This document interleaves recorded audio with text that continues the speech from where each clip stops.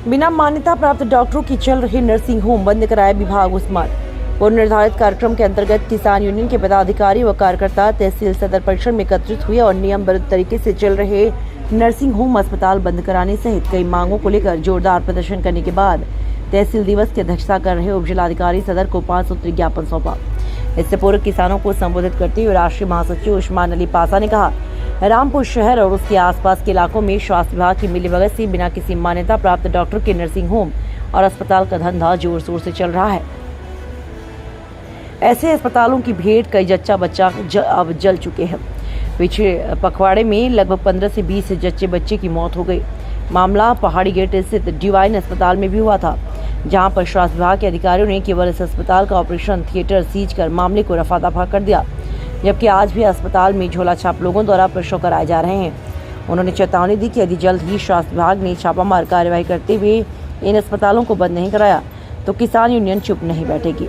पूरे जिले में स्वास्थ्य विभाग के अधिकारियों के पुतले फूंकेगी। उन्होंने आगे कहा, बिलासपुर में लगभग 2.5 दर्जन सीड प्लांट दड़ा क्वालिटी का गेहूं पैक कर किसानों को बेचते हैं, लेकिन बीज प्रमाणीकरण संस्था और कृषि विभाग इन पर कोई कार्यवाही नहीं करता, जिससे इन लोगों के हौसले दिन प्रतिदिन बढ़ते जा रहे हैं। देखना होगा कि खबर चलने के बाद क्या असर होता है। जी, क्या मामला है? जी, मेरा नाम उस्मान अली पाशा है। मैं राष्ट्रीय महासचिव हूँ किसान यूनियन का। आज हमारा प्रस्तावित कार्यक्रम था, जिसमें हमने तहसील सदर में प्रदर्शन करने के बाद में तहसील दिवस की अध्यक्षता कर रहे हमारे एसडीएम साहब को एक 5 सूत्रीय ज्ञापन सौंपा है, जिसमें नियम विरुद्ध तरीके से चल रहे अवैध नर्सिंग होम तथा अस्पतालों को बंद कराने, सरकारी ज़मीनों से कब्जा हटाने, बिना लेआउट पास कराए हो रही प्लाटिंग को बंद कराने, बिजली विभाग का तांडव रोकने, बीज प्रमाणीकरण संस्था की जांच कराने के संबंध में ज्ञापन हमने एसडीएम साहब को सौंपा है।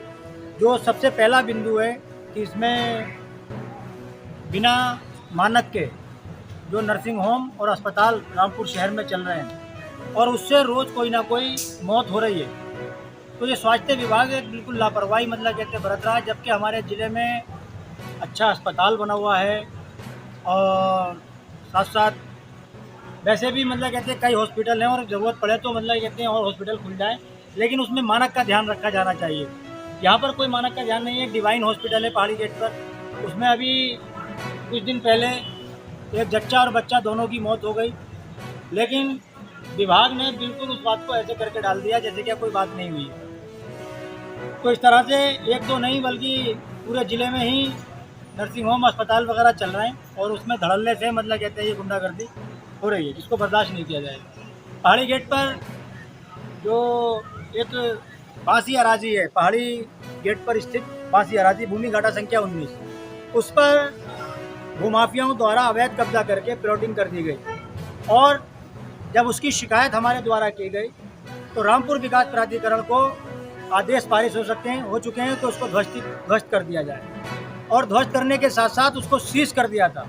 लेकिन रामपुर विकास प्राधिकरण और तहसील सदर के कर्मचारियों की मिलीभगत से उस सीलों को खोल दिया गया और आज उसमें जो है व्यावसायिक प्रयोग में वो भवन जो है लाए जा रहे हैं।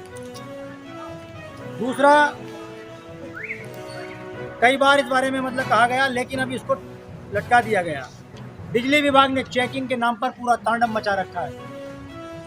कोई भी बिजली कर्मी अगर किसी भी जगह जाकर अगर कहीं पे कोई किसी का लाइन में फॉल्ट हो गया और वो जाके उसमें बिजली कर्मी से शिकायत करी कि साहब हमारा लाइन में फॉल्ट हो गया, आप चल के हमारा बिजली का वो देख लीजिएगा, तार संभाल दीजिएगा, तो उसके घर के आसपास पहले तो वो पैसे मांगते हैं। अगर पैसे नहीं दिए तो उसके घर के आसपास में ही चेकिंग होगी और उसके खिलाफ एफआईआर हो जाएगी।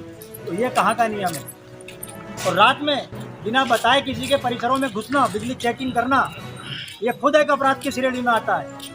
लेकिन क्यों कि बिजली कर्मियों को बेलगाम सरकार ने छोड़ दिया है। बिल्कुल कोई ध्यान नहीं है इस बारे में। किसी का कनेक्शन होना है, 6-6 महीने तक उसको लटकाया जा रहा है। लेकिन अगर कोई चेकिंग का नाम आया तो कोई लटकाने का मामला नहीं है। फर्जी अगर किसी के खिलाफ झूठी एफआईआर कर दी तो कर दी, कोई पूछने वाला नहीं है। आवारा गोवंश किसानों की फसलों को बर्बाद कर रहे हैं। विकासखंड चमरौआ में, चमरपुरा के पास में लगभग 50 पशु आवारा घूम रहे हैं और उसमें बहुत से पशु हिंसक वारदातों को अंजाम दे रहे हैं। कई बार वीडियो साहब को और सीबीओ साहब को इस बारे में अवगत कराया कि इन पशुओं को पकड़ के गौशाला भेजा जाए, जबकि बराबर में मणैयान उदयराज में गौशाला है और आसपास में कई गौशालाएं हैं, लेकिन उसको लटका दिया गया है और इन पशुओं को नहीं पकड़ा जा रहा है। और अभी एसडीएम साहब ने एक बात बोले मजे की, कई बोले इसको छोड़ते भी तो किसान है। अरे किसान क्यों छोड़ रहा है? किसान यूँ छोड़ रहा है कि उसको उसकी लागत नहीं मिल पा रही है, उसकी लागत नहीं निकल पा रही है। दूसरी बात यह है कि जो पशु विभाग है, पशुपालन विभाग, वो पशुपालन विभाग पूरी तरह से सक्रिय नहीं है। अगर वो सक्रिय हो और पशु गणना करे तो पता चल जाएगा कि ये वाली गाय जो है फला आदमी की थी, फला आदमी ने छोड़ी है, उसके खिलाफ आप मुकदमा कराइए। लेकिन पूरे किसानों को बर्बाद कर दिया इन आवारा गोवंशों ने। बीज प्रमाणीकरण संस्था द्वारा नियम विरुद्ध तरीके से लगभग 40 राइबो सीड प्लांट हैं बिलासपुर में, जिनको पहले ही टैग जारी कर दिए जाते हैं। और अगर किसी राइस मिल में उसकी सीड प्लांट की क्षमता 1000 बोरे की है तो वो 1000 की जगह 10-10 हज़ार बोरे अपने पास में स्टोर कर रहा है। और वो कर भी कौन सा वाला बीज स्टोर रहा है? दड़े का। किसान, जिससे क्या किसान की फसल प्रभावित हो रही है और किसान की फसल प्रभावित होने के साथ साथ फिर उसकी क्वालिटी ना होने की वजह से उसको औने पौने दामों में बेचना पड़ रहा है। तो ये इस तरह के जो सारी चीज़ें हैं, इसको ज्ञापन हमने एसडीएम साहब को सौंपा है। तो एसडीएम साहब ने हमें आश्वासन ये दिया है कि आपकी जो भी समस्याएं उनके स्तर की हैं उनका समाधान तुरंत करा दिया जाएगा, और जो उनके स्तर की समस्याएं नहीं हैं वो संबंधित विभागों को भेज दिया जाएगा। और यदि समस्याओं का समाधान नहीं होता तो हम यहाँ पर बेमियादी धरने पर बैठेंगे। बहुत बहुत शुक्रिया। जय जवान जय किसान।